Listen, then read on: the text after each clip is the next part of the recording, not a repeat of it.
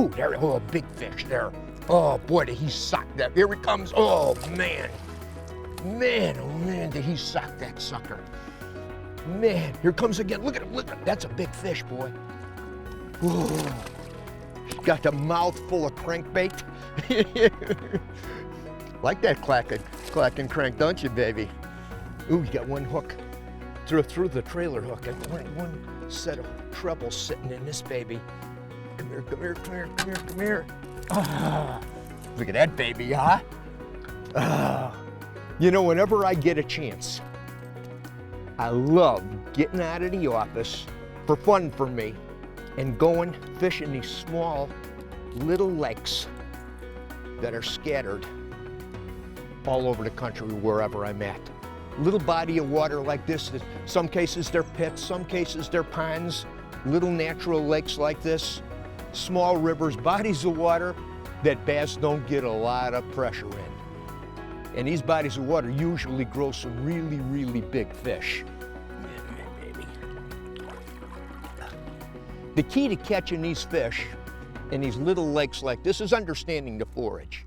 Most of these smaller bodies of water, they don't have shad in them or anything like this in the North Country. The main forage is bluegills and a crawfish. And when it gets warm like this in the summertime, these bass really, really zero in on those bluegills. Hot, muggy, calm days like this. I'm just looking behind me and I can see these bluegills dimpling under the surface. And all of a sudden you see them flush and then those bass are running right through them. And I'm giving them what they want to eat. A shallow running crankbait, but not any shallow running crankbait. This is a clack and crank. And just listen to this sucker. It's got a single knocker. And I've done really, really well in these conditions when you're fishing these shallow water bass like this. This bait runs down about 5 feet. Water's really stained here.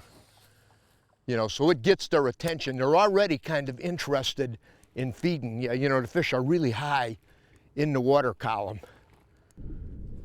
already. You know, they're high feeding on these gills, gobbling these little stunted bluegills, which is typical in a lot of these eutrophic lakes like this. You know, weed lines about 6-7 feet deep, loaded with little stunted bluegills, and these kind of lakes grow some awful big bass. It's gonna take me a little while to feel this out. The water is right, the color is right. Got him. Oh, big fish. Big fish. Oh, yeah. Let's see what we got going here. Nice bass. Just walking that sucker through the weeds. He's sitting in there scarfing himself up some bluegill. Come on, fatso. Come on, I can hear that rattle. He broke water there, and I can hear that clack and crank. It's throwing water all over the place. You know, when you understand how these bass in these small lakes like this relate to the forage, which is basically like I said before, is basically bluegill and a crawfish. When you get in the peak of the summer bite, my water temperatures now are, you know, you're in the high 70s on these little lakes like this. They actually really get serious about eating these bluegills.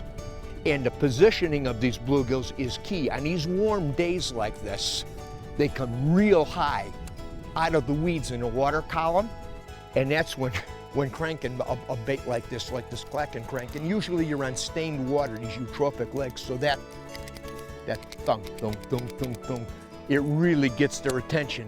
But these fish are not bottom feeding now.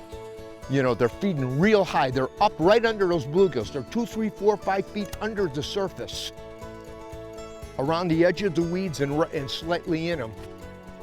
Today I'm fishing around isolated weed patches on underwater points and sunken islands. Hey, we also catch suspended bass over rock piles at this time of the year.